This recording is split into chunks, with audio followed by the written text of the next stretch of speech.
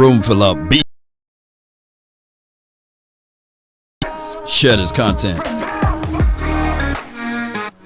Let a friend or a neighbor know where to go when it's time to tune in to Cowboys Sports Talk and beyond. Come on, baby. Mama said there'll be days just like this. Cowboys must empower a coach we can only wish. In the words of Ray J and them, one wish. All right, baby, let's get it. Nonsense talk, but hey, it is what it is. We'll talk about a lot of things that's around the corner. Let's get it.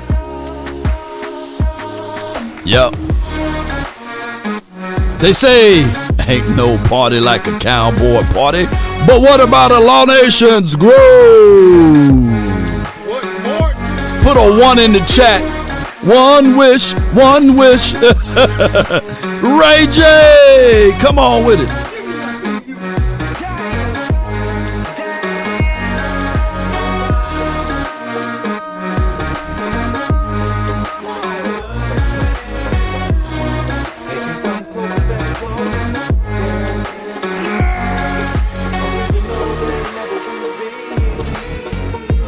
Bricks.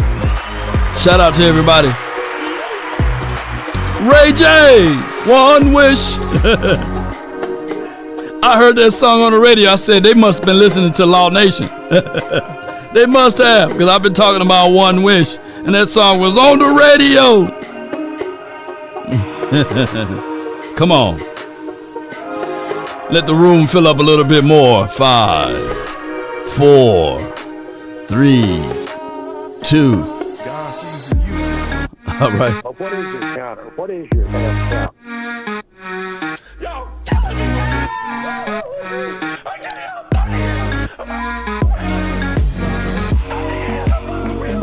Oh, I got sunlight in my face. Oh, I got sunlight in my face, baby. Oh, my God. That's how you got to close it. Yup. They say, ain't no party like a cowboy party. What about a draft party, baby? What about a draft? With the first pick of the 2025 draft, the Dallas Cowboys select.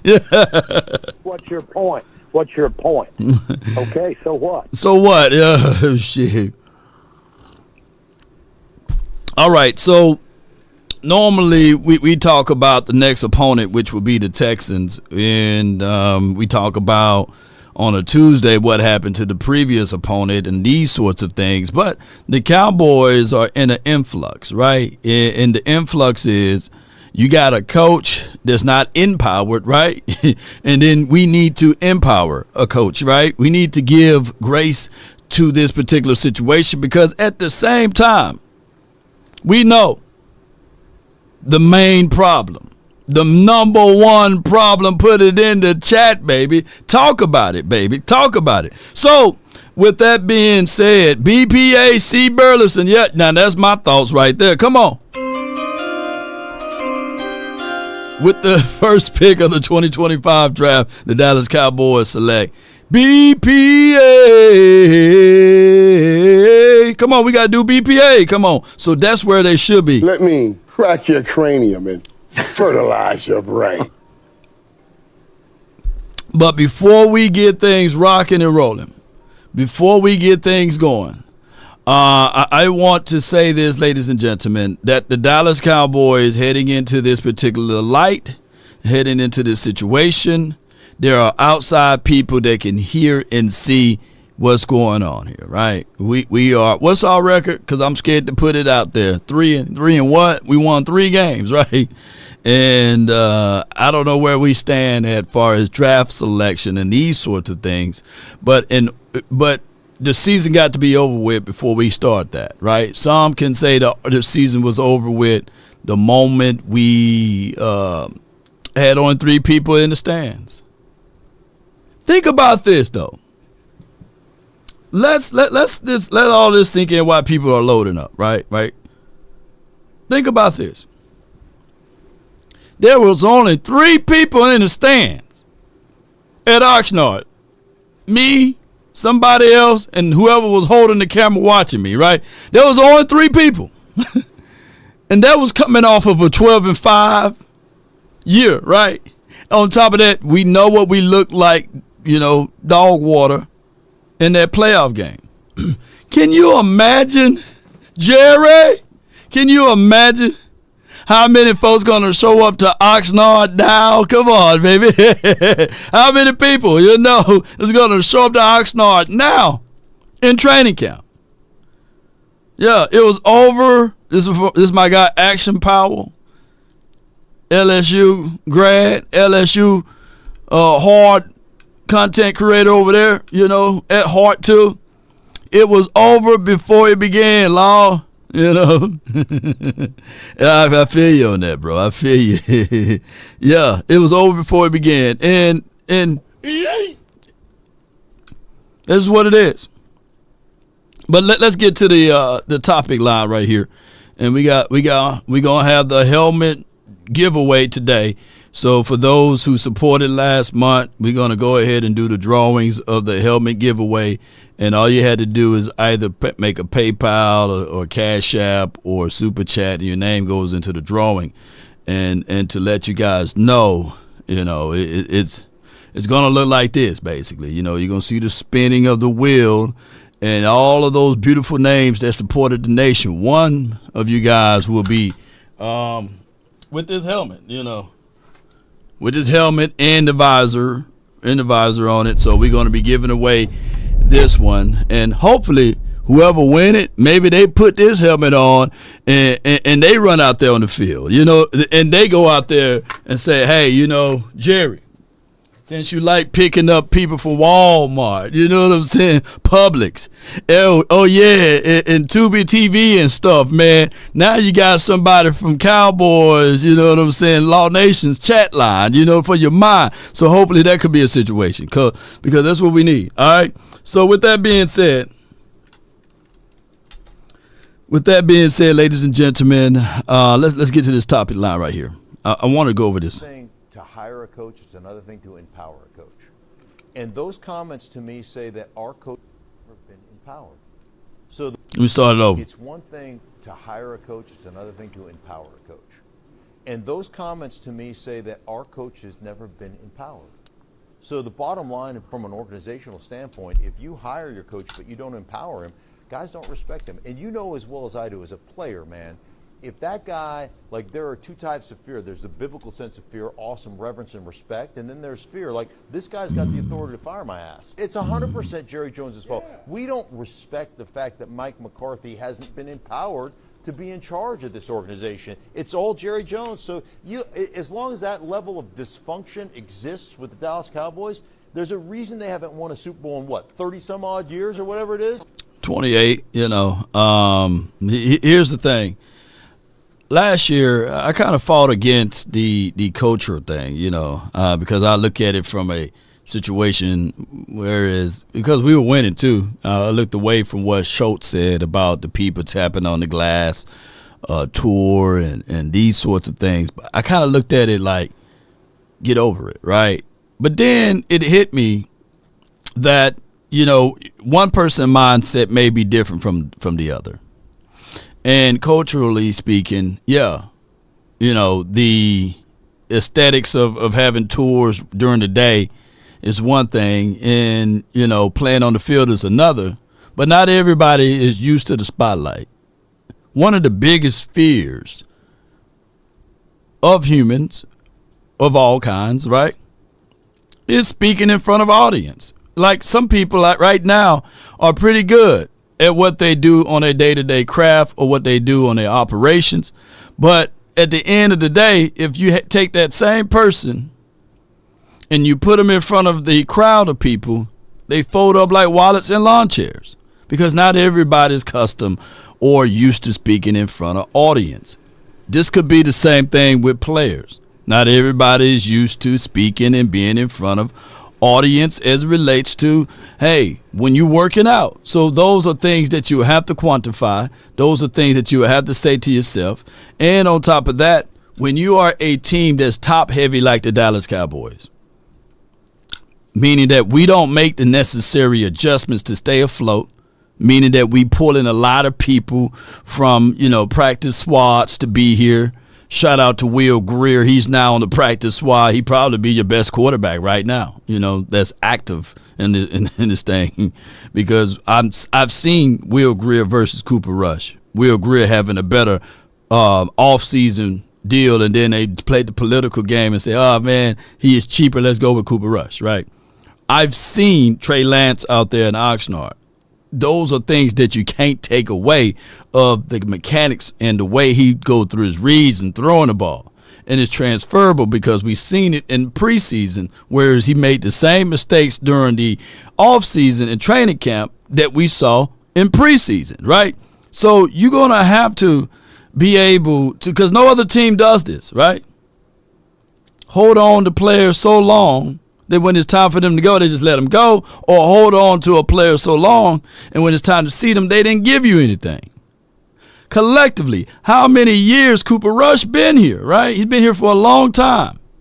But yet and still, even going into this next game, the 2 yards average per throw that he had and the 1 yard average per run that he had, literally, I say, let's give him another shot at it. Let's see it again. No. Any other organization would have been on the phone hot and ready and say, okay, let's bring in a known commodity. Let's stop trying to figure this out and build this and build that, right? So culturally, Cowboys don't know how to win or don't have the will to win. So there's no tanking because we're tanking organically. Organically, we are tanking. And the whole notion, the whole idea that all of a sudden we're going to go in here and get this going right here and get this guy going right here. Let me see if I can pull this up because it's not happening. But we're going to talk about it. And we're going to talk about prime time for your mind and what he would do from a solution base. But he's only going to go where his kids are. I don't think he's going to go anywhere else without his kids. He's going to go where they at. Yeah, that's where he's going. But that's for entertainment purposes. No, look, and here's the crazy thing. Look, they got to restart, but they got to do something that, in my opinion, like, how are you going to fix it? Well, I look at a couple of teams recently. All right, I look at the Lions, who they hired. One of their former players, right? Dan Campbell. Yeah. Okay. How about the Houston Texans? Former right player. Down the road. Former player, one of their former players. D'Amico Ryans. D'Amico Ryans. All right. I can see Aaron Glenn going to New Orleans next year. All right, or the Jets. A former player. All right. Deion Sanders may be in play here, and I'm going to tell you, they need something. They need to have somebody that has the pride in that damn organization. Being a Dallas Cowboy, the pride you take in it. And by the way, Deion, everywhere he's been, has been kicking. You know what? Willie T. Deion is not coming to Dallas. You're right. Dallas is going to come to Deion. Huh? I'm just playing with you. Everywhere Deion been, he's been successful, right? He's been a phenomenal football player, and from a coaching aspect, phenomenal in that degree as well. Here's a twofold. The Dallas Cowboys are the cheapest team in the National Football League. Law, what are you saying? Let me say this again. The Dallas Cowboys are the cheapest team in the National Football League. Let me say this one more time. The Dallas Cowboys are the cheapest team in the National Football League as it relates to paying their coaching staff, hiring their media personnel, having their employees working there at the start. Them people are getting, and I'm not trying to count anybody's pockets, but it's bird food, Yeah, because they use the glamour, the grits of, hey, you over here at Cowboys land. Let me tell you.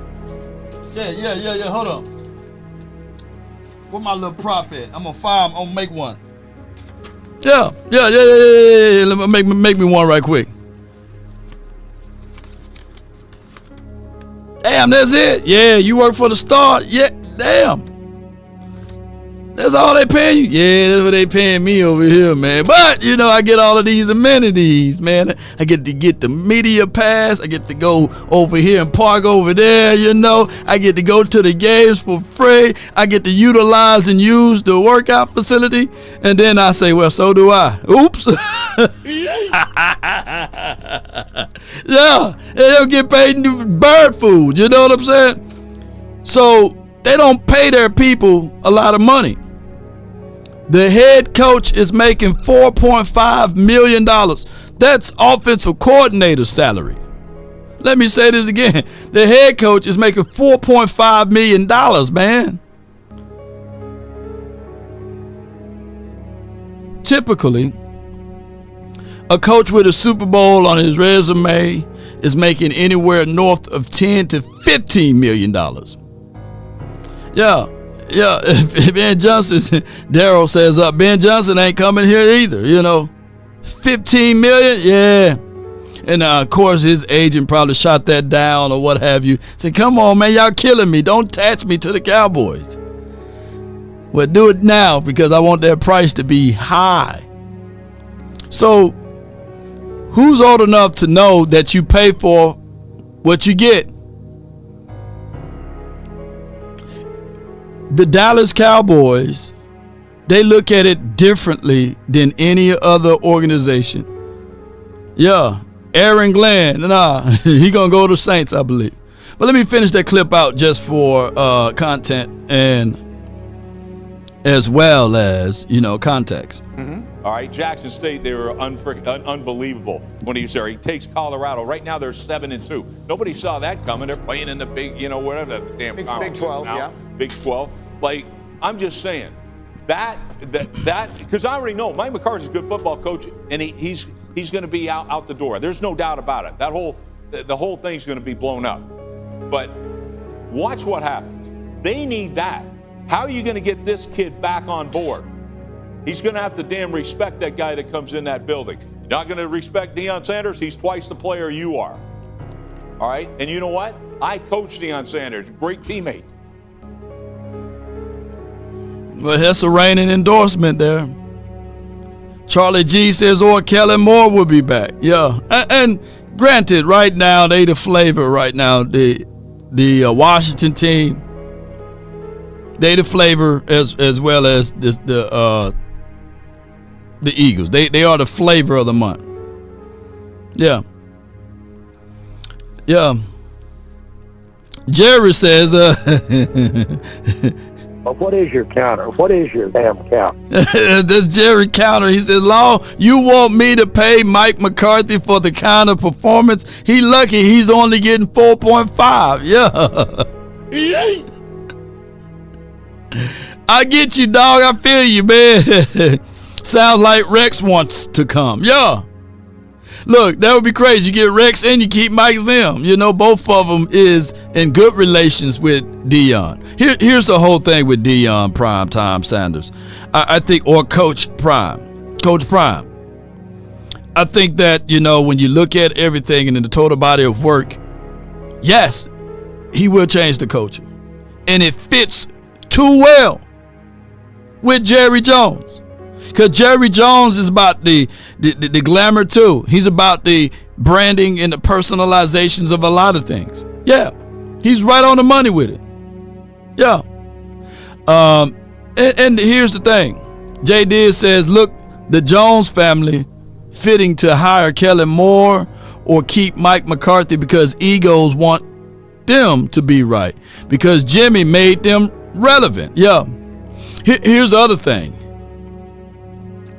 Jerry said in his interview earlier today that, yeah, we know where the sun is at. Yeah, we know where the sun is at. Yeah, let me see if I can find this right quick. I'm going to pull him up. Tom. Let me see if I can get him over here. Hold on. Bear with me. Yeah, he had a great visual of it. Yeah. Who's old enough to remember this? He says, Jerry noted on 105.3 The Fan that Kellen Moore knew where the sun was at. And then Tom responded like, yeah. Unlike lying Jerry, I remember Cedric Wilson getting blinded by the sun. Here's the truth. I got the sun beaming on my face as we speak, right? But why is not blinding me right now? Because I got some damn blinds. Right? You don't have to have curtains. You can put some blinds up there, man. Bend the light. Bend the light. Bend the light. So I can bend it this way or I can bend it that way. I won't be blind out here. I won't have to be like this. I just want to say I love you. Come on, baby. I can see, But since it's not his ideal, he's going to roll with, hey, let the sun be in the face. Granted, I'm not saying that the Cowboys lost only because of the sun, but momentum. And it seems and it appears that the sun only affects us, right? Like, come on. The son is a paid actor. You're right. It is an excuse too, by the way. Just to be mindful of that. But it's a disadvantage. It's a disadvantage. Flat out disadvantage. To run and be part of your organization. That's where I think Deion separates himself from other coaches, and I think that would be a very good fit for that. As you were talking, it hit me that Deion is actually the perfect person for this situation. Sure. Because there has to be someone with a personality and credibility big enough that he can say, I don't care what the sun in my face says. And that when the players try to circumvent this situation, Deion's going to say, no, that's exactly right. I can't accept that. I'll go somewhere else. I don't need this. That's right. I do think that it has to be someone like that. And maybe Belichick fits in that category because of his cachet, where someone that is so well respected and has so much cachet or power or goodwill from some other situation that Jerry Jones can't overshadow them and make them look like they're just a crony for the owner. What's your point? What's your point? Okay, so what? Jake the Great says, what's your point? What's your point? Yeah, so what? You got to put so what on it. So what? Yo. Someone got to be the villain. You can't have everybody not in fear of what your actions could be or the consequences of your lack of. The Dallas Cowboys established a culture where it's an open door policy. Yeah, I get it. That's good for certain environments. They also established the mom and pop's feel. Everybody know who the mama is there, Jean Jones, and everybody knows Charlotte Jones, the daughter in them. They established that, right? So they also established, hey, don't yell at my players. Hey, we love our guys, but we're going to say it publicly, we like our guys, right? A lot of people saying that even, hey, let's go get Al Harris, as the coach. Well, I'm looking at these DBs like a Carson's. Like, that's him putting him out there, is he? Do he have some type of control? Or is he neutered, you right? So I'm looking at all of those things because there's no way that you can point and say, yeah, that's a good idea. Let him go through his growing pains. Let him go through his pitfalls. No. Somebody, who's the villain here? Who's the person that's going to set the example for these guys?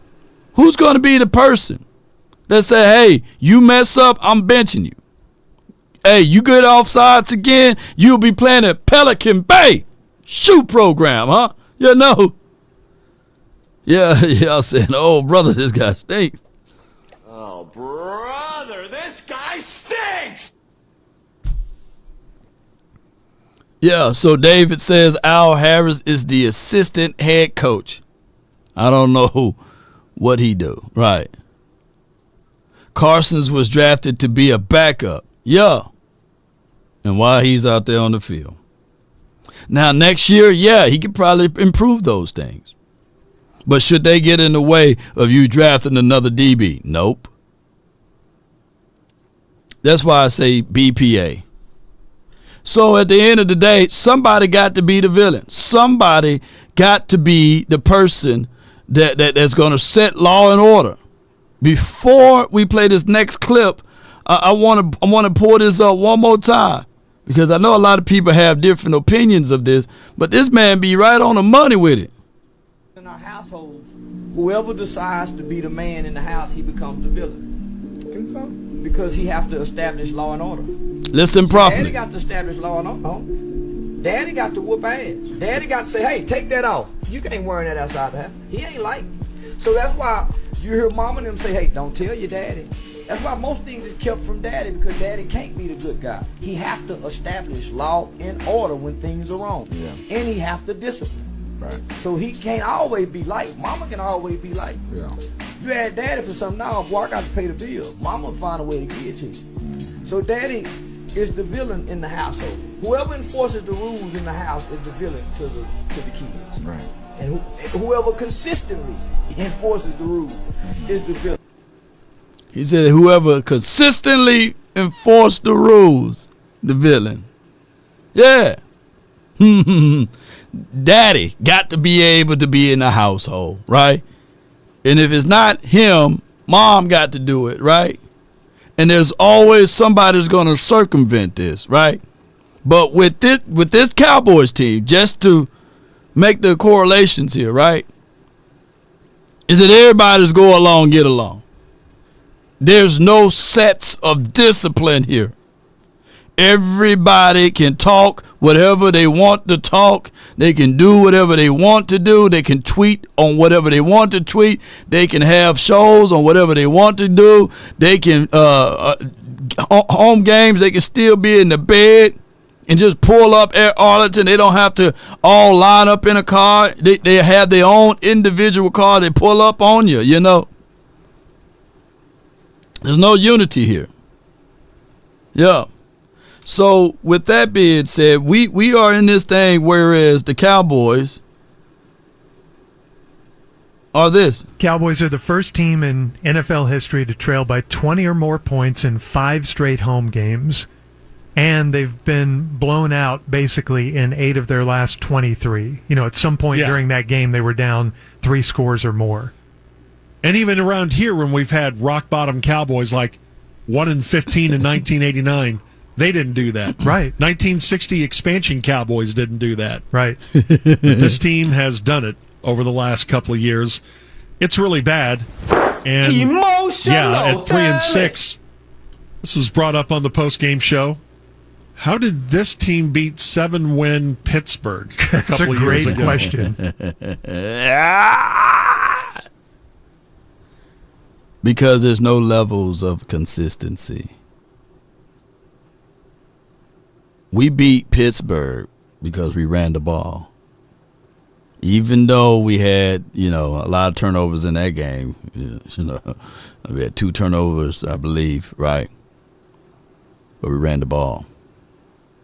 Them boys, they came with a game plan. They were hungrier in that game. Here's where I get upset at. Here's where I get really upset at. When you're not living up to your potentials. When I know for sure you're capable of doing something and you don't do it continuously at that particular level, then I know for sure you're not trying. Yeah, we consistently losing, right? Because we keep changing. The first 4 plays against the Eagles,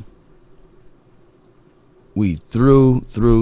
In the on the fourth play, of course, after we punted and got the ball back or what have you, we got back in shotgun and said, oh, we're going to surprise them all for this. Let's run it for this time, right? Meaning that there's no level of creativity. There was no game plan. There was no, hey, let me stay open and up later so that I can at least give my best efforts in coaching. All right, Justin Field is why we won. This is from B. Bird. That too, but at the same time, offensively speaking, we were balanced. We were flat out balanced. That was our best performance as to throwing to passing into ratio. Now, they did have Dak, but they had, the rest of this mess that has not been very good for this entire season. So there's so many bad things about yesterday. I give the defense some credit for hanging in there. The offense was, I would say, as bad as we've seen offense since the 5-11 days in the early aughts. So why do we still usher that out there?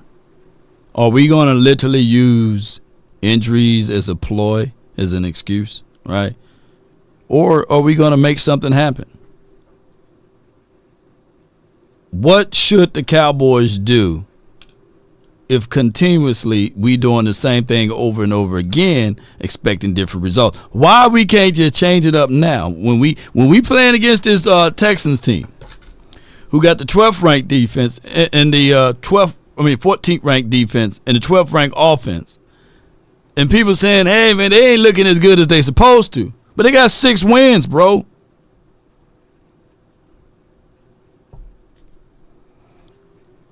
And then when you flip the page over to us with the 29th ranked offense, 30th ranked defense, there should be improvement week to week. There should be some adjustments week to week. But to go out there and do the same thing over and over again, that's not coaching right. It'll be a different story if it was different players doing what Jalen Brooks is doing, falling over and not catching the contested catches. But he was doing that week 1. He did that week 2. He did that week 3. Why we keep rewarding him for playing out there when you use a draft pick on Ryan Flournoy? What's the deal with this?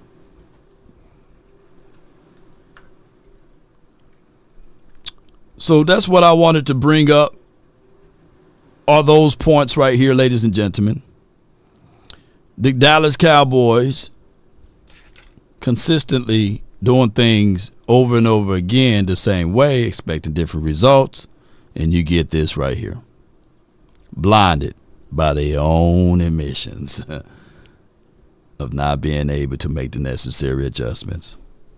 But neither here nor there. Before we go any further, I want to do this helmet giveaway because I know somebody's worthy of having at least a good day of winning something, right? And that's always a good thing there, right?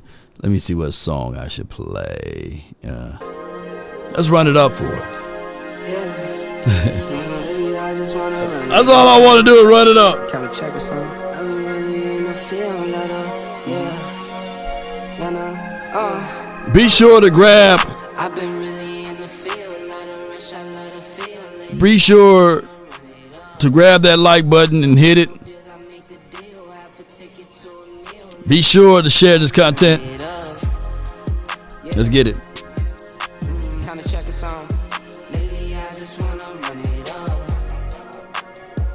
Count that too, count it up, count it up. And grab your place in line too on the phones. We're only gonna let about 5 callers in, man. So grab your place in line on the phone.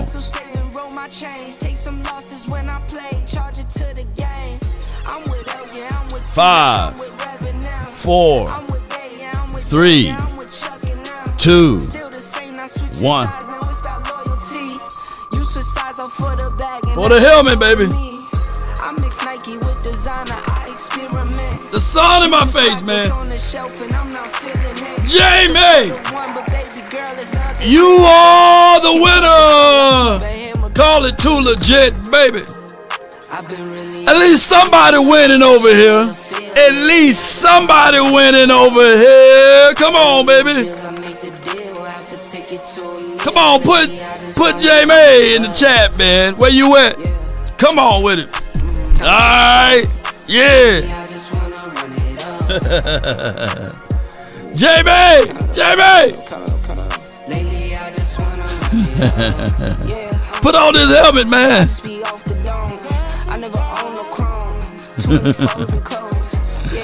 Oh my gosh, man. That's what I'm talking about, man. I'm proud of you, bro.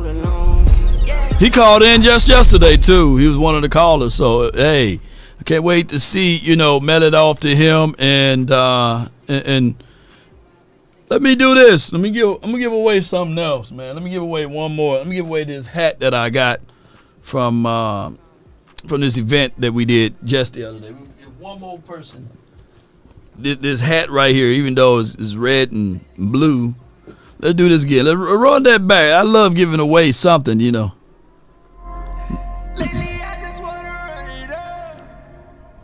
What more do you want from me? Run it back one more time. Yeah.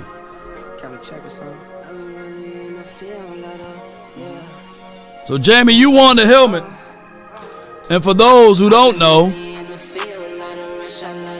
the helmet is valued at $349, man. So hey. So don't pawn it on me now. I want you at least have it on your shelf for a year. Don't give it away. Come on, man. We finna give away this hat though.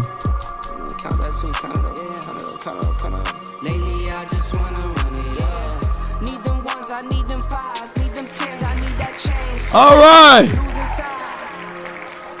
How you say that name? TWY, man.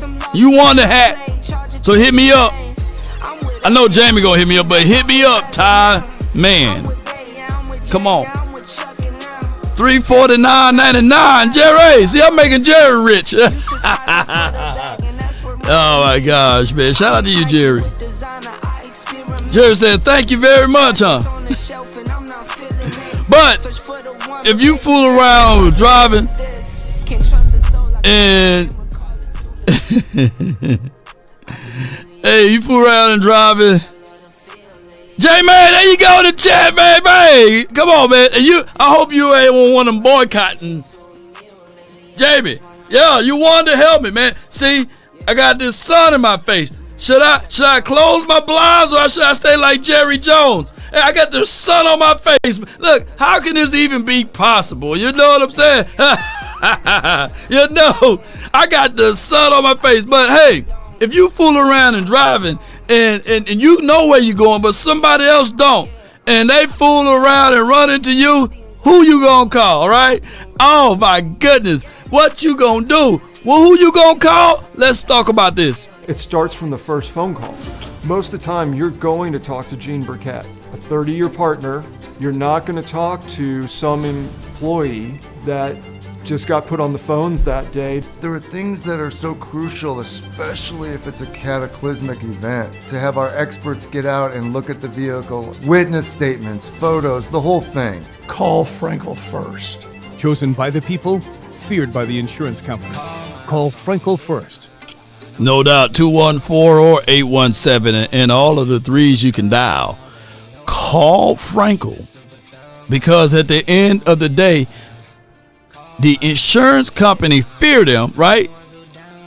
Unlike, the Cowboy players, they got no fear when they walk into their particular offices over here in Dallas or even in the workout facility. That's a better way to say it, right? But call Frenkel first because, at the end of the day, they going to fight for you. Unlike those insurance companies. Or Jerry. Yeah. Appreciate y'all, man. Appreciate y'all so much, man. My hotline is 657-390-7391.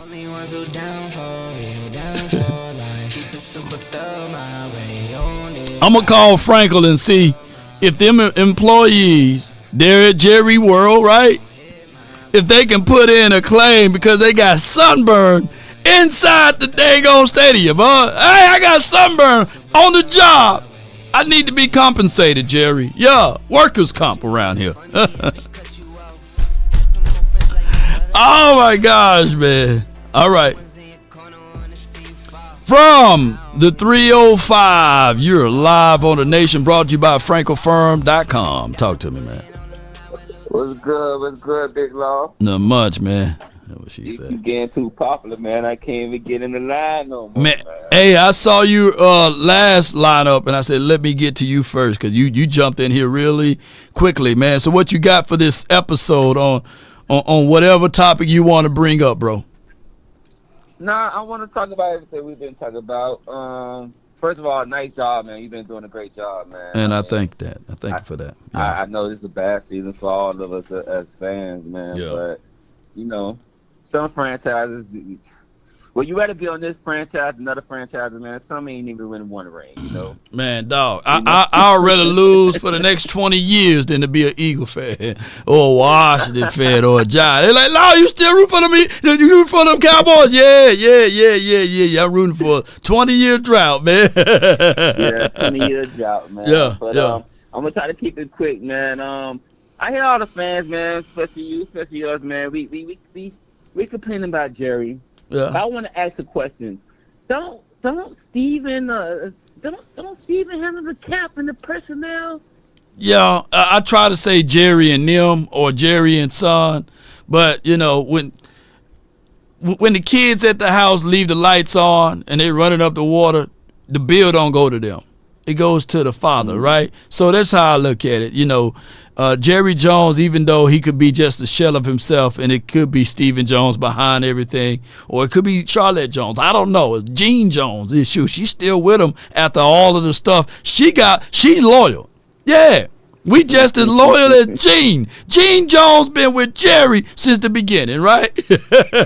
Yeah. Yeah. You're going to inherit probably $11 billion because you probably going to live longer than him. Oh, yeah, she's just waiting for him to – she probably waiting for him to go just as much as – oops, we are. Did I say that out loud? Oh, my God. But go ahead with your point, exactly. Go ahead with your point. Man, Yeah. reason why I say that, man, because it's like – It just seemed like since the franchise been running by the Suns, because I want to say running by the Suns, because we know Jerry at the age where he's not out there scouting. He don't know what the players is. He built a team around him. Yeah. And he's the guy who just say, yeah, nay, correct? Yeah. Like AV family business is, you know, you got if your pops own the business, you know, it's yeah and nay. You know, you have your sons who going to inherit whatever the case may be. Well, what I'm thinking is like we going down Jerry Doe. Maybe he really don't have control over, you know, how much he playing his players because Steven is the one who handles the cap. Maybe he's saying, hey, we're not doing that. We don't ever look at that point of view. Yeah, but the only thing I'm 1,000% behind that notion. But the only thing is Jerry, he came out and said basically, I went behind everyone back and got Trigger Trey. You know what I'm saying? Trey Lance was my decision, and by me being the owner, I can make that. And even when Stephen Jones was trying to get D-Law up out of here, you know, which probably would have been the smarter move to those who don't like D-Law, right? D-Law was like, shit, put your daddy on the phone. Yeah, you know, and let me know if D-Law gone, right? He's still here. Oh, you know? Wow. Yeah. True story, by the way. Yeah. So because you know more than us. You know more than us as a fan. So in the office, right? So I know you probably can't say too much, but is it like a divided, like players go to whoever they want to go to, whoever like the ownership favorite, and they go to that person. So like, you know what I'm saying? Yeah. Like if like a D-Law wanted to say, like he said, man, hey, put your daddy on the phone. Put your daddy on the phone, man. Let me talk to daddy and them, you know. You get what I'm saying? Yeah. So people know that. A lot of that going on. Yeah. But what that said is, I'm sorry to cut you off. No, you good. But what that said is that I'm kind of hesitating on my Deion and Shador thing, man. I don't know if Deion gonna be able to go in the atmosphere. You said Belichick. You said you heard a little birdie say Belichick. Belichick not going in that type of atmosphere. Belichick is only if in the event that it's a firing like tomorrow, right? Then they'll make the breaking news that Belichick will be the interim coach. He would come in and to establish the culture, or at this point, Al Harris probably be looking at this like, man, I don't want to touch this on my resume. You know what I'm saying? Because sometimes you can be given a situation whereas they don't give you that opportunity from that perspective. And I'll talk about that on a whole nother episode. You know what I'm saying? like it got to be calculated. Because here's the truth. And I ain't making it about this and that. But the brothers know they got a short rope, man. You know what I'm saying? They'll fool around and take a situation. And if it don't work out really good for them, hey, breaking news, you up out of here. You know what I'm saying? Yeah, if you think I'm lying, ask Jim Caldwell that was up there in Colts land, right? Ask Lovie Smith on how he was hosed on multiple occasions. So those guys, they got to make sure it's the calculated right move, because at the same time, you can't be going in this thing and then all of the directions and the knives going to be pointed on you, because they got the unbelievable expectations. So, yeah. He better be like, nah, I'm gonna sit this one out, dog. Y'all make sure y'all have somebody else as the interim. But what you got? They're gonna let Al take over. Huh? I think that's let Mike Zimmer take over before Al, just for the intern, just for this regular. If it'd be a firing this year, yeah, I think they'll let Mike Zimmer, because it goes back to my prediction. I don't see nobody else with a good fit than Prime. Maybe you see something else, Big Law. I don't see nobody else saving the team. But you got Vaporul. You can probably take a look at him.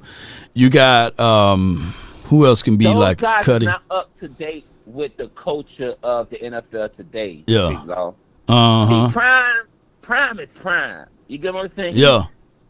The reason why I picked Prime, and it's not because of Prime and the star power that comes with Prime in the family. Yeah. Prime really did his work. I mean, he went from high school. Yeah. He went from college.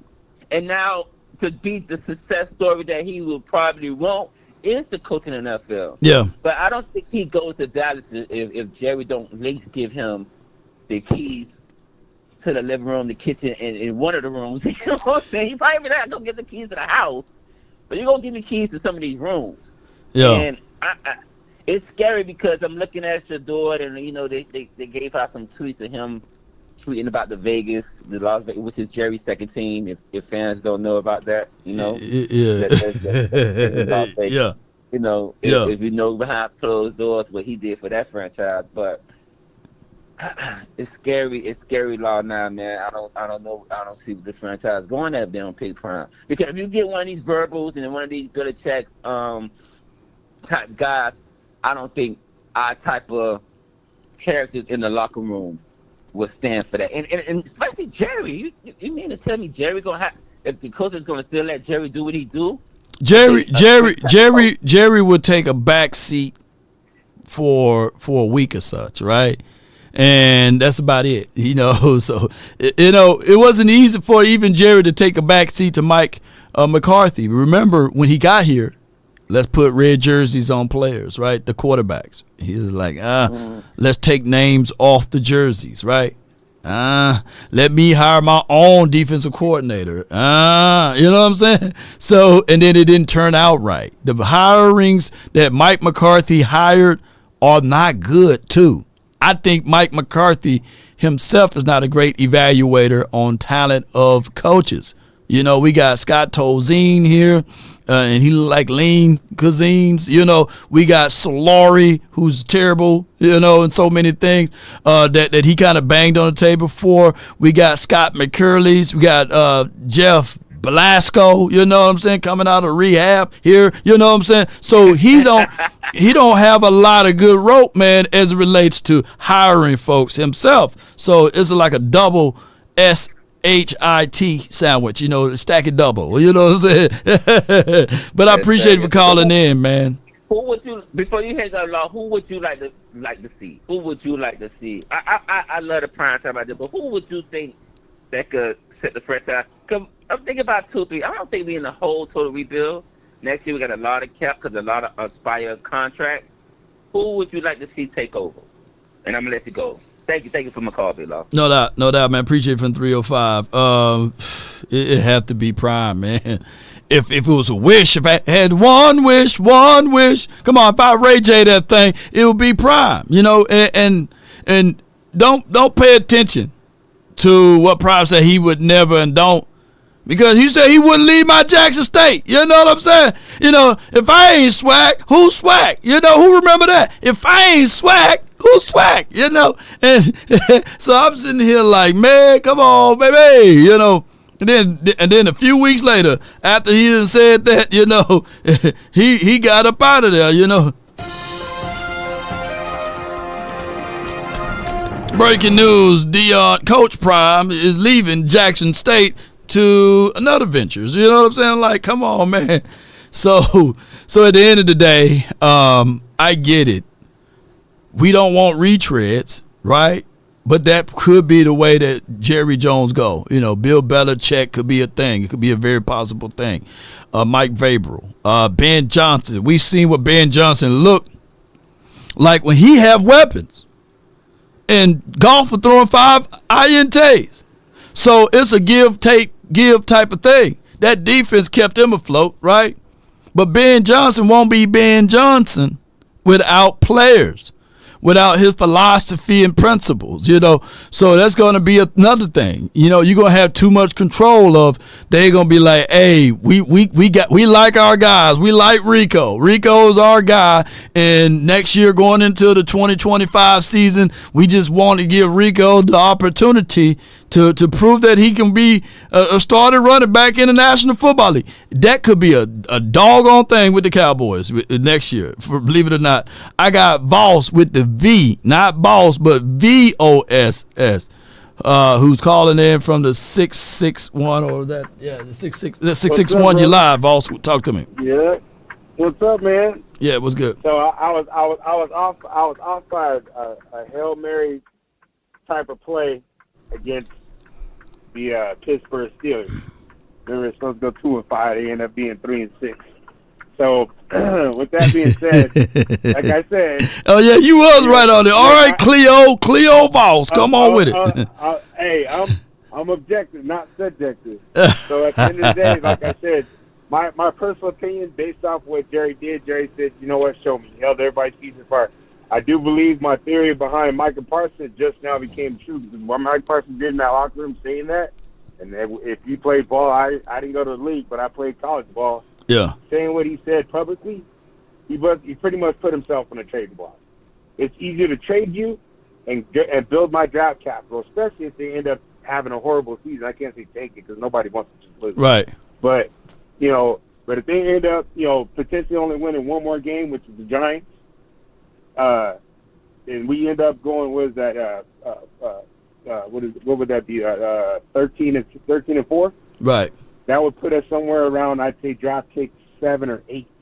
Hold on, let's finish this off, because at the first part of the season, I gave you a whole bunch of flack, man. I gave you a whole bunch of it, you know.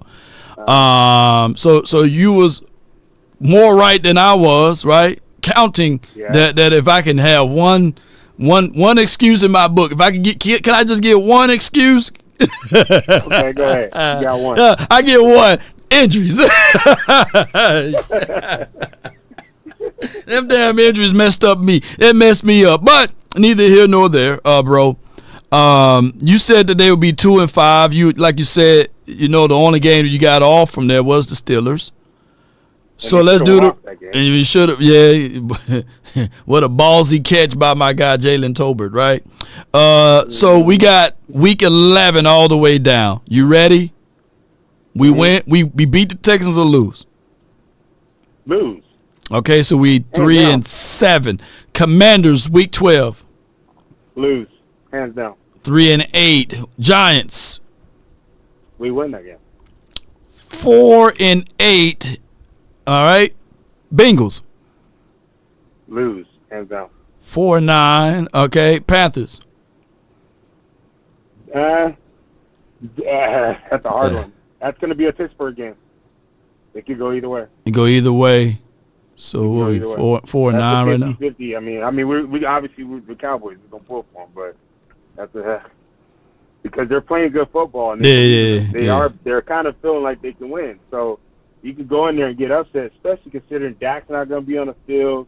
You know, our running game sucks, and we can't stop the running. They got a running game. Yep, and trade deadline is already over with. So we're gonna lose that or win. I'm gonna lean towards the loss. So we 4-10. Bucks. Oh yeah, we get smacked by the Bucks. 4-11.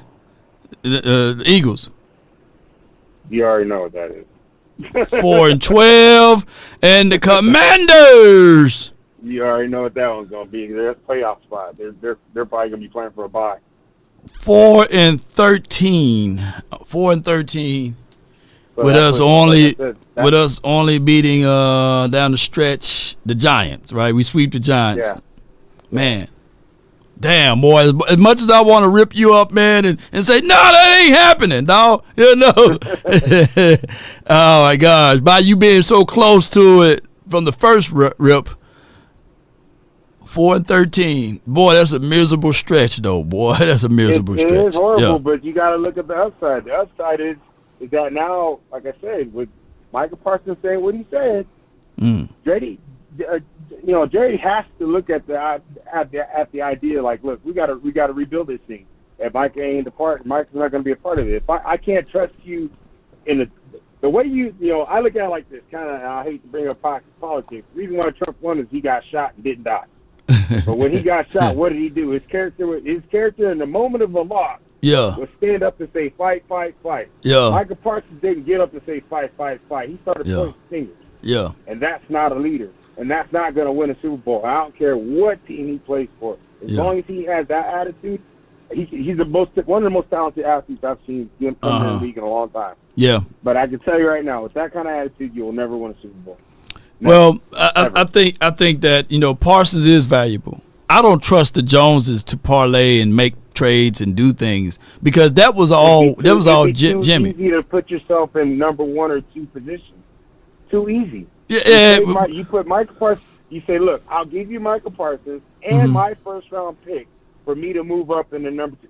That's a no brainer. It's a no brainer. But name me like let's all of us be real, Voss. Name me one thing or 2 things that you ultimately came up with a good idea for the Cowboys to do, and they did it. Name me one of them that they did. Yeah, what I said, they're going to lose this season. No, wait a minute. No. See, that's a new point because if they was going to lose out anyway in this season, why would you pay your quarterback? Why would you pay that? He's not stupid. You don't become a billionaire being stupid. He's not stupid. He knew that he had a good team. The team is a good team. But he also pays attention, and he looks at it and he says, you know what? You guys did all right. But okay. I got you a decent head coach. He's the best, but I got you a decent head coach. Dak, you want to get paid. We're sitting there trying to say, give us a hometown discount, Dak. Right. Dak's like, no, I want my money. So he's like, all right, Dak, you don't want a running back. You want your money. Fine, I'll pay you. I'll give you your money. Then CD's crying, I want my money. I want my money. I want my money now. So he goes get J.J. Wentworth, I was going to say it that way, right. Jerry Jones, right? And with that being said, then, now Mike is starting to, scream, well, what about me? So when you say, what about me? You say, okay, well, with that being said, then what about you? Now, you're not even in position to be considered that. Right. So with that being said, Jerry's looking at it from a long term, not short term. The long term is you have to say to yourself, are we going to have a team that is consistently going to have guys that are just wanting to get paid and not play? Right. Or are we going to have a team that's going to be, I get paid because I play? That's what he's looking at. That and right is, now, I feel like he's saying, all right, I'm gonna hold you guys to the standard in which you're trying to hold me to. And they end up failing. They failed because you got the same coaching staff. You basically got Zeke back. You didn't, so you got your original 12-5 team back. You got everybody got what they wanted out of it. We got our team. We got our squad. What's the hardest thing to do in the NFL? Keep the same squad. That is the hardest thing to do. Dallas was able to pull that off and add and bring back a whole piece. Whether he's appreciate you, man. Thank you so much for calling in, Voss, man. Appreciate you though. All right. Good call from you, man. Man, I let him have the platform long because he's on the money with most of those conversational pieces that he said earlier. All right, so what we're gonna do here? I got Jamie, the winner of the helmet. Man, what that helmet? What I put that helmet in? He's next, and then we got Uncle Charles in the building. Yeah. I had Glenn Law, but he done dipped up out of here. But hey, Jamie. 5, 4, 3, 2, 1. Hey, bro, you're live on the Nation, brought to you by you. You won the helmet, man. Talk to me. Man, I couldn't believe it, bro. Just when that the day's kind of rough, and then you scream out the name, bro. I'm just like completely dumbfounded, man. I'm the kind of guy I don't win much, bro, but I'm always supporting, man. I'm very happy, man. I'm very happy, bro. Yeah, man. I'm happy for you, bro. But hey, you got Twitter or X? I don't have Twitter or X, but if there's something I gotta do, bro. You gonna have to send me your mailing address. Don't say it out loud now. For sure. Just email me. The information is in the description box where you can email me or go to lawnationsports.com, and there's a comment section way at the bottom where you can direct me your information so I can mail it. So that's lawnationsports.com. That's a long name, but great results that's on their website. But yes, I can mail you this, man. This is a nice helmet, man. That's beautiful, man. Now when I'm driving home from work in the sun, I can always have something to put on. But hey, if you fool around and drive and hit something, you already know who to call. You know what I'm saying? 100%. I already got the law. I already got the number, man. I got the number saved. Yes, indeed. But what's good, man? Man, I was just want to say, I know everybody wants these coaches like the Belichick and the Deions, but we all know that Jerry is not gonna bring in a coach that he cannot control. Right. It's just one of those things, and those are the coaches that are just not gonna have it. And Jerry's gonna want a coach that he can control or that he can blame that can take the blame when things don't go right. Right. And that's just how he's been ever since Parcells. Yeah. True that. And Parcells was like pulling teeth because if he wanted that stadium built, there was no way the investors could get behind the 5-11 and all of that. They're like, you sure you don't want to just build that stadium in Dallas because we can't get behind this. We won't pay for that. Yeah. 100%. Yeah, 100% right. But I know you got some callers, Law. Once again, I thank you, man. You're the man. I appreciate everything you do for everybody, though. Man, appreciate you, man. All right. That's my guy, Jamie, man, the helmet winner. I got Uncle Charles from the 205. You're live. Talk to me.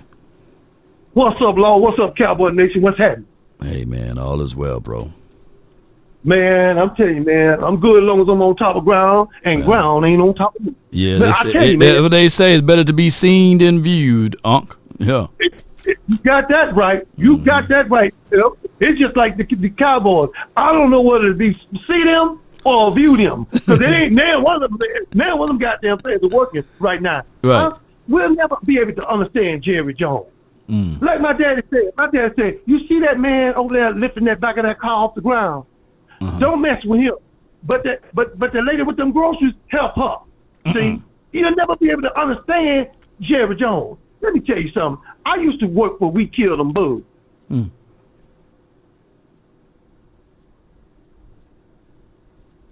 Oh! Jeez. Ark, boy, you talk too quick. You up out of here. Ark, what happened? Oh my gosh, man, what happened to Ark, y'all? Well, too cool for the 9-10 you in. What's up, Law? Hey, man. Well, y'all put your prayers together for Unc, man. But, yeah, man, no, everything is good, man. What's good with you?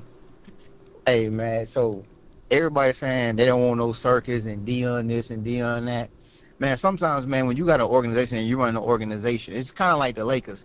The Lakers' name speaks for itself. Yeah. But depending on the coach, players are going to say, I want to go to L.A. or I don't want to go to L.A. But if you got the right person that's sitting at the helm coaching, players going to want to come, right? Yeah. So people got to think about it. You could say he a circus. That's different, man. That comes with Deion. But Deion changing those kids' lives and college He that is. circus act, right? But let me say this, though. That Let me was say what this, though, endorsement too, is. cool. Let me say this, though. Prime is an innovator, and Prime is one of those guys that it may not look like he know what he talking about, but he know everything he talking about, bro. Yes, Law, indeed. Listen what you just said, Law. I hear you. I need everybody to go understand this. When Colorado play their next game, watch the game. Yeah. And when you watch the game, look at Hunter jersey. Yeah. Look at Shador jersey. Shador jersey got a C on it because he the captain. If you look at how he run that team, that man always in front of the camera talking about that team with his daddy. But Shador got that C. But what do Hunter got on his jersey? He got that D right above that Nike sign. You know what that D stand for? Deion always talk about it. He got that dog in him. Okay. Michael ain't going nowhere. Michael Parsons ain't going nowhere. Michael Parsons ain't the captain of the Dallas Cowboys team, and he ain't gonna be no captain. But Deion can turn him into a dog, though. Yeah, he got the And dog. he can put another dog on that team with him. I like how you positioned everything like that. You know, I would say this though.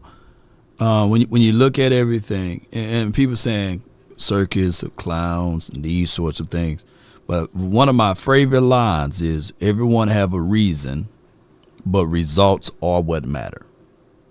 You see, so many people will look at something and say, hey, this and that don't belongs there. But look at the results. I remember a pointless article of about how Pat Mahomes is built. Like he got like a dad bod. He don't have the six pack. He got the belly or what have you, right? Pointless, right? But he get the results. It's not about having the chiseled out and the striations all over the arms, right? He's one of the better throwers of the ball. He got doggone cerebral guy, right? And he getting the results. So many people, even with Deion, when he had his shades on in the press conference with the hat, right? And people were saying, hey, can he take that off and stuff? But is he giving the results? And that's what we care about here. We don't really necessarily care if these guys got side deals, marketing deals, on the radio, on their podcast.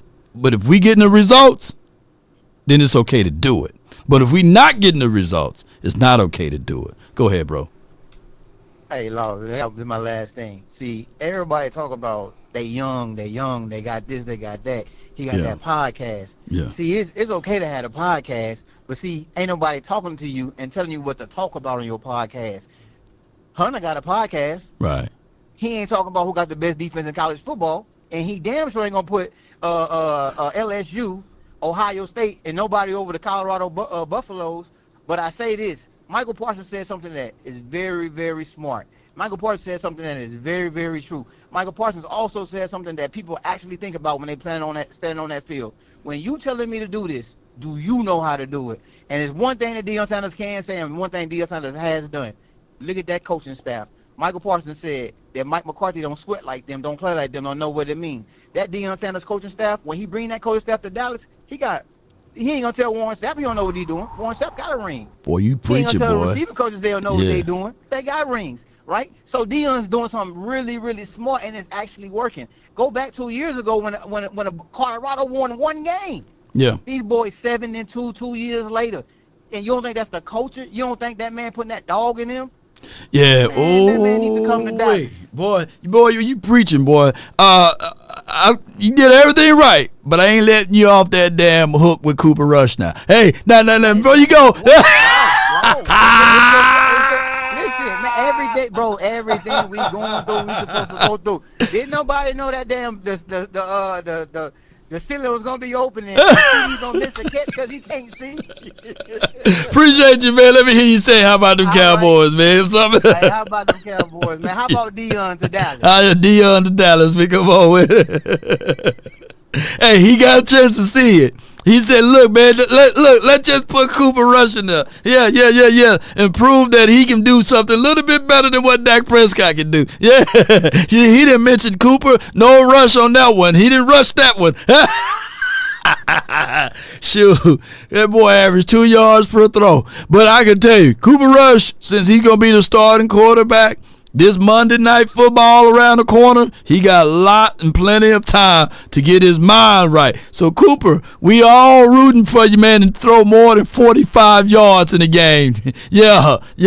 But don't get too take away and carried away, because we just seen the Texans, what they did to golf, So we'll see how that will work out, man. And keep this in mind. Everyone have a reason, but results are what matter. Okay? All right? Results are what matter. Ain't that right? Hey, Lou from the 304. You're live on the Nation. Talk to me. Hey, that's all that matters. If you can produce, we can Right. the bullshit. Man. Right. If you can produce, you can put it up. Yeah. Right? You're as good as you're as good as your last game. Yeah. And we only accept the bullshit until you can't produce. Until you can't produce. So, Yeah. And then I know that that's for everybody. Yeah. So let's not act like Micah Parsons is the only one that has a podcast and is playing in the NFL. You have a lot of NFL players that have that. But, the only thing is, and I get what Too Cool is saying and what other people are saying, it's the content of the content that he produced, right? And I think, to me, that Parsons don't articulate himself well enough, right, on certain things, and it get blown out of proportion, knowing that people are going to take things and twist it anyhow, right? So he's if I'm being 1,000%, like, there's no way Bleacher Report got 4.3 million people, right, as it relates to subscribers. And his podcast came out just the other day, and there's only 7,000 views. That's not matching, bro. And I get it. Win, lose, or draw. If you are a guy that can articulate yourself and speak proudly and boldly about what you do, or breaking down film and studying, he should have at least 70,000 to a million views on that thing, right? Because people want to know the inside or the mindset of what Parsons actually can do. But I don't think that he know how to articulate himself well enough to be able to get the message across. But you know who did? Jerry Jones did. Jerry Jones articulated what Michael Parsons meant and put it out there on this interview earlier today, as well as Ryan Clark. He articulated and said, okay, this is what he meant to say, or this is what he was trying to say, But at the end of the day, it's like they're going to take that and use it against him for the eternity of time. Oh, of course. Of course. Why would they allow him to correct himself for the correction? Right. But I remember someone who said something similar. Maybe not the same color, but they allowed him to readjust what he was saying. But that's neither here nor there, but hey, it is what it is. Okay. Last and not least, Deion's not coming to Dallas. Look, he's not coming. Yeah. Okay? Let's be realistic here. Deion's not coming. Bill Belichick is not coming. Don't be surprised. Who we getting there? Turn around. Don't be surprised if they turn around and give Mike McCarthy another 1-year deal. Why is it one, though? Because most coaches need 2 or 3 years on contracts. I don't know if there's ever been a 1-year contract, huh? Just like Jason Garrett. Oh, to extend them? Okay, let the contract die out, just give them one. Man, them terrible times, because most people come in as administrations, right? So you're going to have somebody that's close to you so you can pick out your wide receiver groups, your offensive coordinator. Ain't no way in the world we should run Solari back, right? No, hell no. Jeff Blasco back. So whoever we bring in, Mike McCarthy is going to be somebody else. He's still going to be looking over his shoulder. That's why I don't like 1-year contracts. No way. But see, here's another thing, too, before I let you go, Lou. Here's another thing. Did you remember Dan Campbell first year? He was terrible, but he was culturally building that team up, and he talking about biting off kneecaps and stuff like that, and they was building. So whoever we get in, allow them to go through, picking out their wide receiver coach, their offensive line guy, and understand that winning the Super Bowl in 2025, if that's the case, with a new coach first year there, it's going to be a far-fetched even then. So you will have to plan for 2026. And let's not 2027. This will be this coaching staff that comes in next year, which I think they'll bring everybody back, will be the first time they didn't have a Garrett / Linehan placeholder. Think about that. Like he always kept somebody from that placeholder, from that regime, or something. For whatever reason that was. Don't understand what it is. Man, Last thing. What happened? Oh man, it just slipped my mind. I'll come back to it. Never mind. No doubt. All right, hey Lou, appreciate you. You know, you about to say what happened to that $100 bet we had, Law? I'm just messing with him. Yeah, it's a real thing, man. And it's the same way with Deion. His first year at Jackson State, it wasn't peaches and cream. Yeah, they were like, yeah, we beat Jackson State. Yeah, Alcorn beat us. All of the people, Valley, everybody was beating us, man. They said, yeah, y'all went and got prime time. And then like that following year, the results came. Colorado, everybody was ragging on them. You know, I think the only team that he beat was TCU and them. And then all of a sudden this year, wow. People are eating their words. They thought that he was going to repeat the same thing. So even if we do get prime, you have to allow him to get the Warren Sapps of the world over here, to get Deion Junior over here with well-off media everywhere. You know, yeah. And then you're gonna have Snoop Dogg on the sideline. Yeah, it's gonna be more entertainment. But it's going to be with substance, you know. Yeah. Come on, man. It may have the curtains. And you're going to see Prime, you know what I'm saying? Buy your replica curtains, Jerry. You know what I'm saying? Prime going to be able to capitalize off of it. Yeah, they have them damn curtains come out, and they have all type of stars and Prime on it. Prime curtains and stuff like that. And people be having curtains in their, shoot. He'll figure out a way to sell it, right? That's what he's going to do. Let's go with, I got my guy, 863, and then I got the 214. But the 863, Scott, man, you're live on the Nation. What's good, bro? What's up, fam? How you doing? What's up, Cowboy Nation? How y'all doing? Hope all is well on this beautiful Tuesday. Yeah. But I want to start out with a little sermon, man, and I hate to do it like this, but it's going to be real. Look at what we're saying, what we're hoping versus reality. There has been several times where we have a great conversation, we laugh, and we talk about what we hope. Right. And then after I hang up with you, Law, we get back to reality, and my heart sank in my stomach. We turn on the TV every Sunday after church, or whatever we do, we sit down and we hope that we come out with a win, and we get disappointed this whole season. What we was hoping, we hope that we had a running back in Derrick Henry. We hope that we got a Amari Cooper back on somebody or help out CeeDee Lamb. But then we come back to reality, and this is what we got, a 3-16.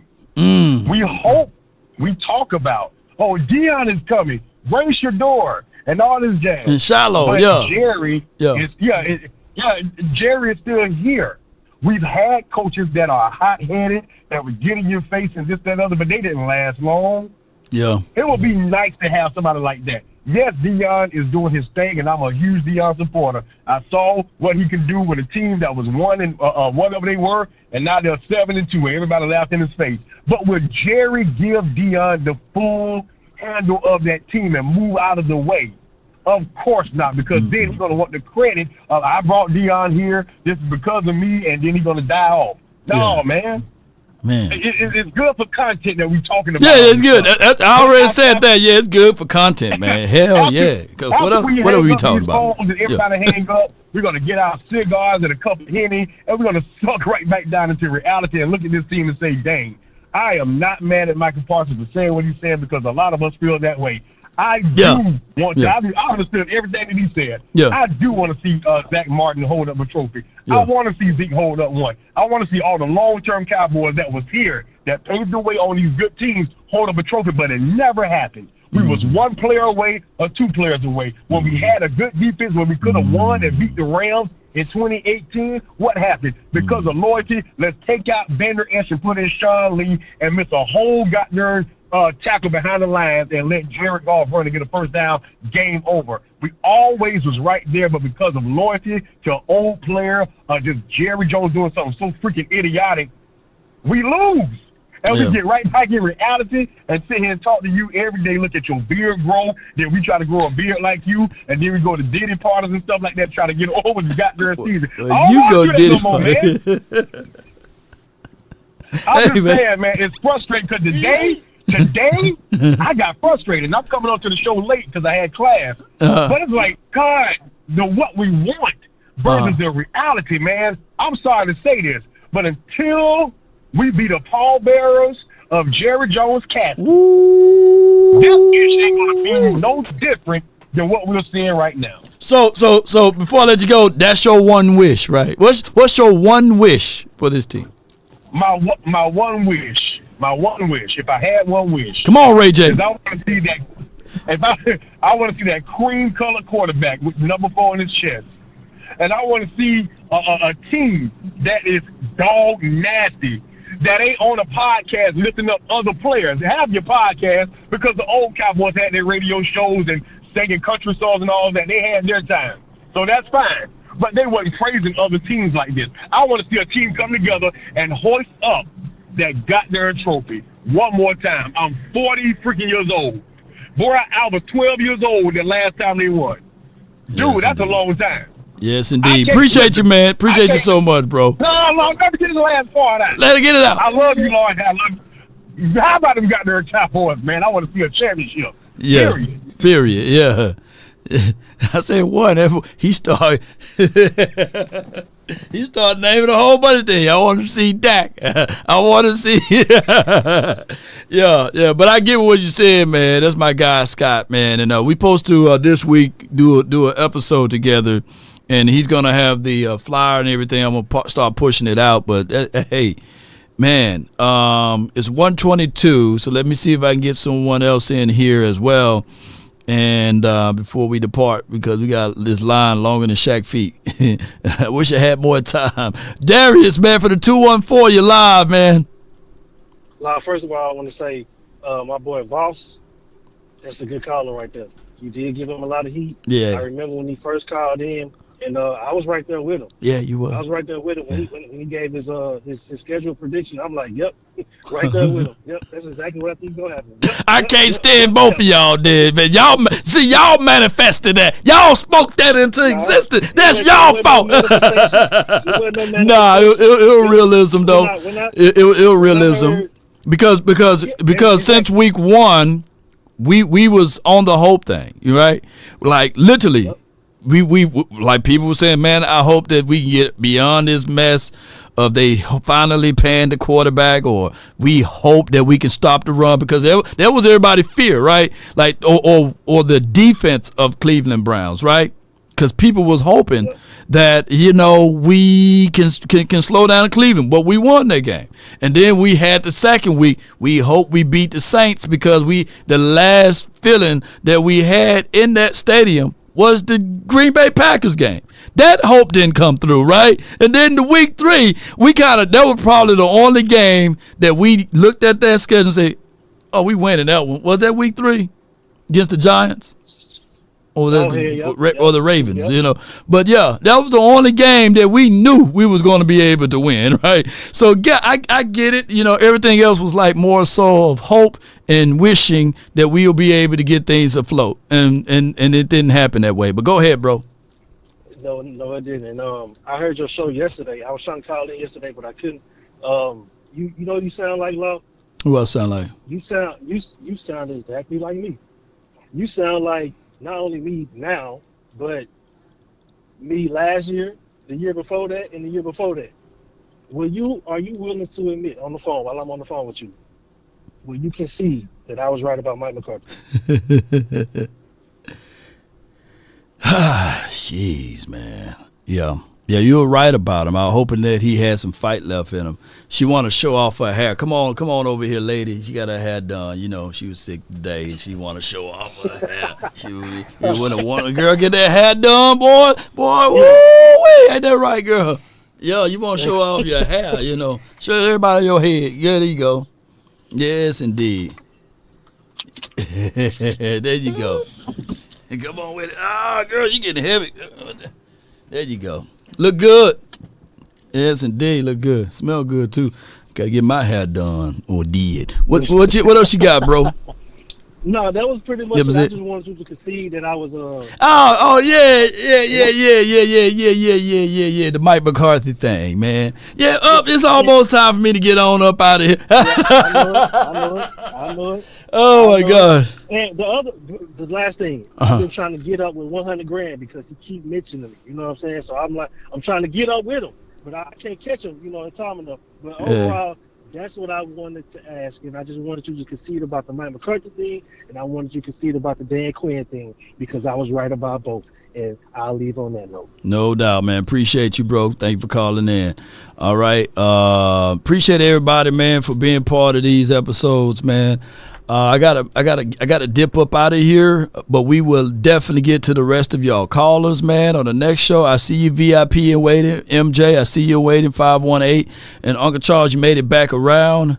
But before I'm gonna let Uncle Charles get back in and talk about the bugs he killed. But all right, we're gonna get on up out of here. As far as those that's on the phone line, I appreciate y'all so much, man. Shout out to Jamie for winning, and as well as who was the other person that won. Give me 1 second here. Let me pull up their name. I think it was Tyman and Jamie, man. Go to my website, lawnationsports.com, and at the bottom of that screen there's a option that you can go to submit your information and send that over to me, man, and that way we'll be able to mail that off to you. That's lawnationsports.com. It's my own website, so shout out to lawnationsports.com, and check it out. And we got all of the news and updates there. It's already migrated from my pages over there to that. And it's a good website, by the way. See my brother over here. And if you go all the way to the bottom, you can leave feedback, of course. But you can also go and it says the Contact Me section. Go to the Contact Me section. Fill that out, fill that out, and then submit it over to me, and I would mail it off to you. I want to also give a shout out to VA Cowboy, man. Appreciate him. We had a great time this past weekend. He passionately support the channel, and he does a lot for the community of the Cowboys content creators.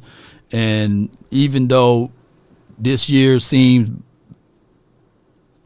mid, bland without Duran Bland, it's still good to see people who travel far and even near to come see the nation, man. I really appreciate that. Thank everybody, man, for y'all support and your love and adulations. Salute to all of you guys. We're going to get on up out of here. I'm missing out on the super chats. I'm glad somebody mentioned that. All right, let's make sure we get everybody recognized, and we'll figure out what we're going to do for the next giveaway. But for right now, Charlie G states the next coach will create their own culture through draft or free agents. That's their system. Mike is losing this team because he never created the culture. And that's a damn good super chat, Charlie G. I agree to that point. And that's why I say don't get rid of Michael Parsons until you know who your next coach is. Can you imagine? You get a coach to come in, he said, you going to get rid of him? That's why I came here, I want to be able to utilize him. He still had 2 sacks last game, a forced fumble, 5 pressures. That what Michael Parsons brought. He could talk all day on that damn podcast. 2 sacks, a forced fumble, and 5 pressures on limited snaps. That ain't nothing to sneeze at, ladies and gentlemen. So if you all in favor of Michael Parsons being here, put 11 in the chat.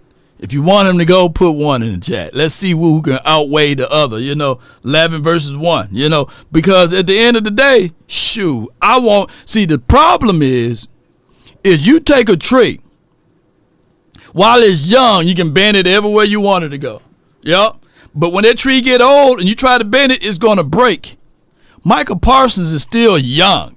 He's still bendable. Yeah. So you got to bend him rightly. You just can't have anybody to really put their hands on Parsons without the bite, right? You're going to have to. You're going to have to give him some tough lessons. Remember what I said? Look, for those who don't know, like I say, in our households, whoever decides to be the man in the house, we need a villain. Because he have to establish law and order. See, Daddy got to establish law and order. Yeah. Daddy got to whoop ass. Daddy got to say, hey, take that off. You ain't wearing that outside the house. He ain't like. So that's why you hear Mama and them say, hey, don't tell your daddy. Yeah. That's why most things is kept from Daddy, because Daddy can't be the good guy. He have to establish law and order when things are wrong. Yeah. And he have to discipline. Right. So he can't always be like. Mama can always be like. Yeah. Listen. You ask Daddy for something now, boy, I got to pay the bill. Mama will find a way to give it to you. So Daddy is the villain in the household. Whoever enforces the rules in the house is the villain to the kids. Right.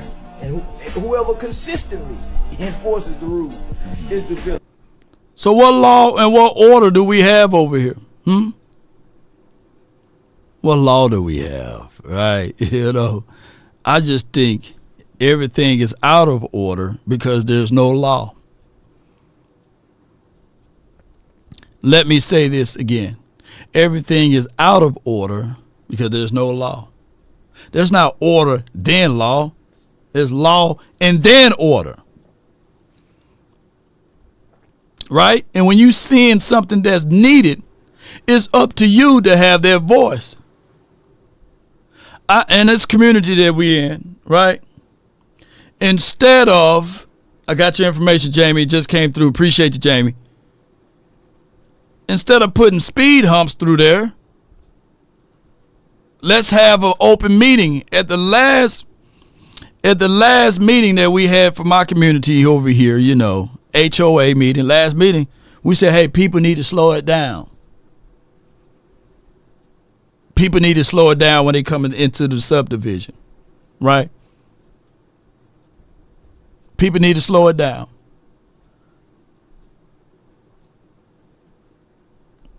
Somebody said, well, what about speed humps? Nope, we don't do that here. But we can talk about it first. And then we put the sign up there, slow it down, kids at play. Law. The law is slower speeds. The order will be that they're going to adhere to what we presented. And guess what? People are slowing it down because we brought up the problem, which people were speeding through the area. The solution is to let them be mindful that the speed limit is this. Slow it down. We got kids at play. Now, some rascals are going to still probably speedball through them, but they're going to have to suffer the consequences. This team, they would literally have people still speeding through there and say it's okay. There's no need for no law. There's no need for any order. There's no need for any corrections. We okay. We are doing X, Y, and Z things okay. But if we had somebody in there with some strong will and a mindset to get things going, you would see some of those irregularities off this team. False starts wouldn't be as frequently. Holding calls when your hands on the outside won't be as frequent. Oh, delay of game won't be as frequent because you got the fear. You got the fear of the coaches back into the building. The fear of the owner back into the building. Of you can't make a mistake. Too Cool says keep the debates going. Put into your shows. Appreciate you, man. Yeah, I'll try to do that for sure, man. Yes, indeed. So Stinks, he was right. One thing to hire a coach. It's another thing to empower a coach. And those comments to me say that our coach has never been empowered.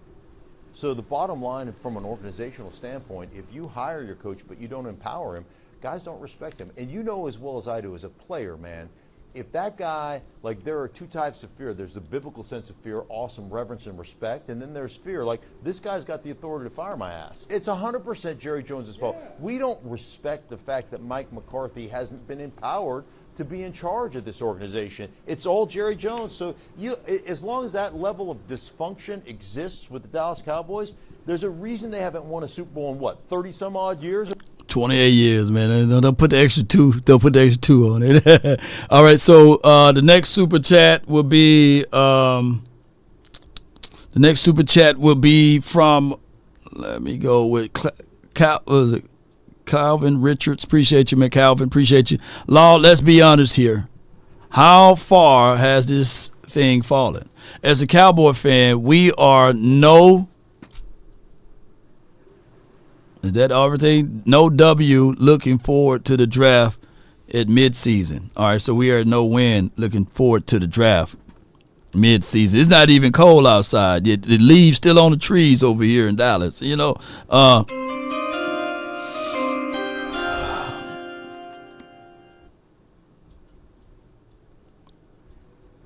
don't want carryovers.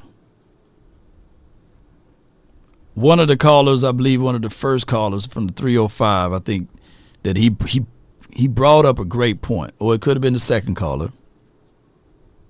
He said that most teams don't keep their players, right? The NFL is a hard thing to do because it's literally like a 30 to, I believe, 40% turnover every year. Cowboys managed to keep that number down. But this past season, they had lost a lot of troops, right? But the Cowboys managed through their 12-5, 12-5, 12-5 era that they kept most of their players. There's going to be turnovers. But what's going to happen is I don't want the mindset to be rooted, because the name of this year is rooted.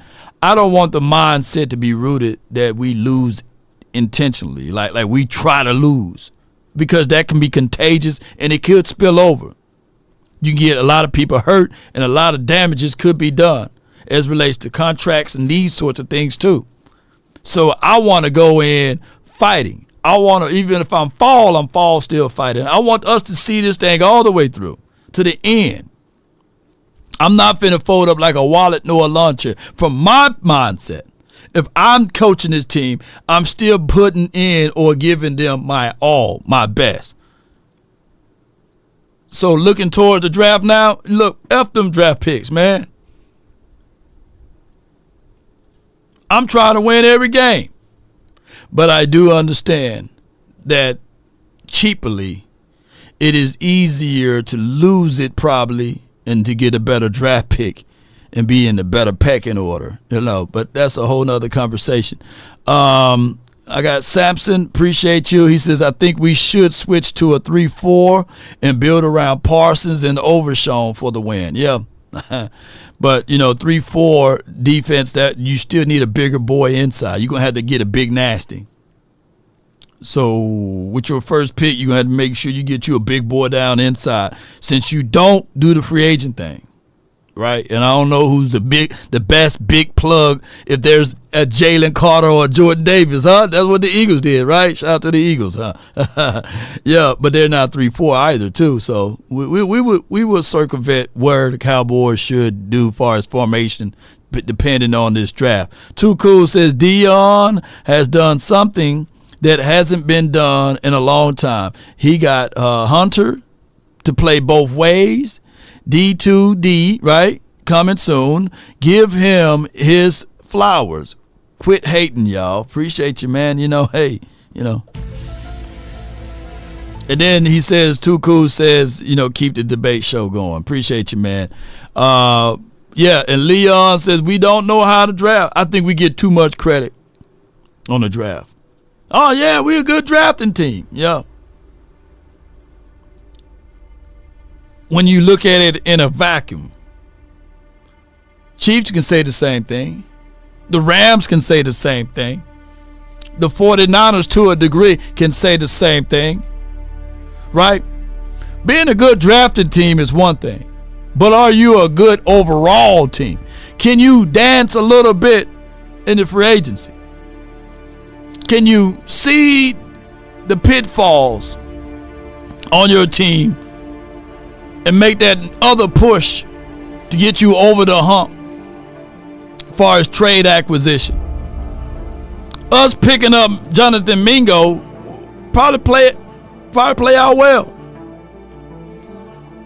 But picking up Mingo after your starting quarterback goes down and possibly be out for the season, which breaking news today he's absolutely out for the season. Excuse my French, but I hope the kids are asleep. Oh, no. I hope the kids are at school, I meant to say, and not on this podcast. But picking up Mingo, I said this the other day, it's like shitting on yourself and you changing your shirt. It's not going to work. It's still shitty.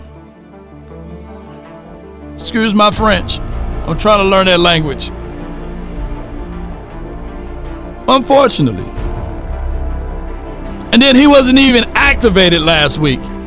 I would have at least put him out there and say, hey, run a 9 or something, man. Get your legs working. Go in there and block something. It couldn't be no worse than what Jalen Brooks was doing or Jalen Tolbert was doing, right? The quarterback averaged 2 yards per throw. So, Cowboy Nation,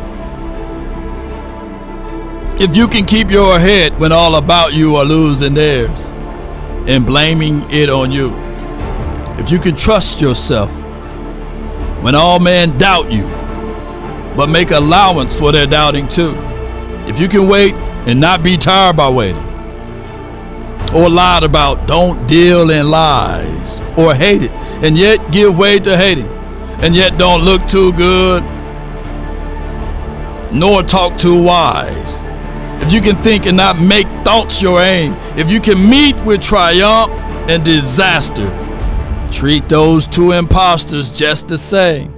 If you can bear to hear the truth you spoken, Micah Parsons, twisted by knaves to make a trap for fools, or watch the things you gave your whole life for, broken and stooped, and build back up again with worn out tools, Jerry Jones. Come on with it. They say, Law, you gonna stand tall or not at all? Yes. We're gonna have to fight this all the way through until the end. Yes, this me right here, as delusional as it may be, we're looking for some solutions.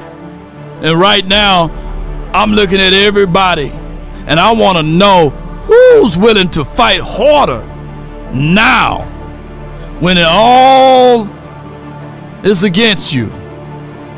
When everybody's saying that it's not a shot, I'm looking at it like, put me in the game, like with Izzy when he finally got his opportunity.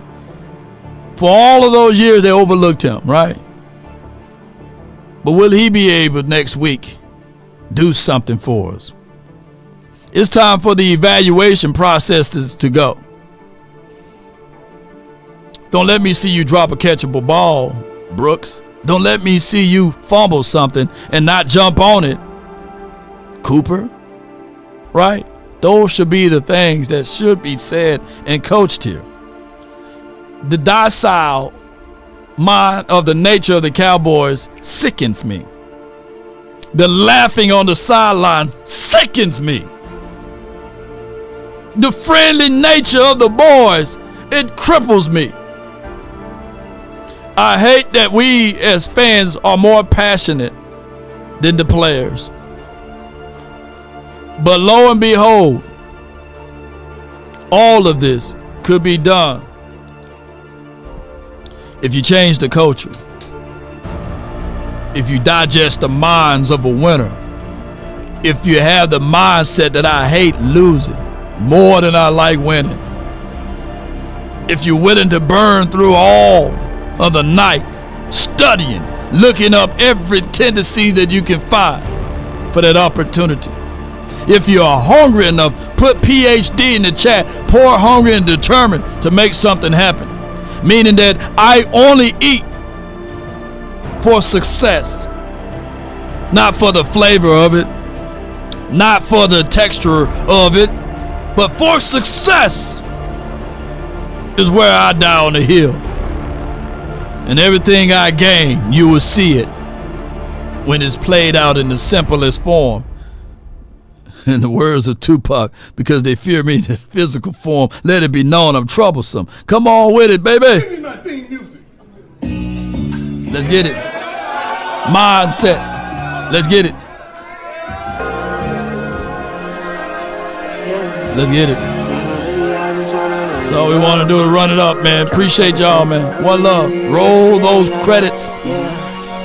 It started from the top. Yeah, line, Patrick. I've been really in the field. Yeah. I love the feel. Lately, I just wanna run it up. Don't need no deals, I make the deal. Have to take it to a meal. Lately, I just wanna run it up. What's it? Sacrifice. Kinda check us on. Lately, I just wanna run it up. Shout out to you, J Diz, Jake the Great, B Bird, Jet, and Too Cool. No final word for me tonight. No final word for me tonight. I can't do the final word tonight. But I appreciate y'all, man. Stay tuned. Tune in to the final word, but I won't be able to make it tonight. All right? Shout out to you, Rico. Not Suave Dado, but Jones. Shout out to you, Jameson. Come on with it. Appreciate y'all. You switch sides off for the bag, and that's worth more to me. I mix Nike with designer, I experiment. You just rock what's on the shelf and I'm not feeling it. Search for the one, but baby girl, it's nothing real as this.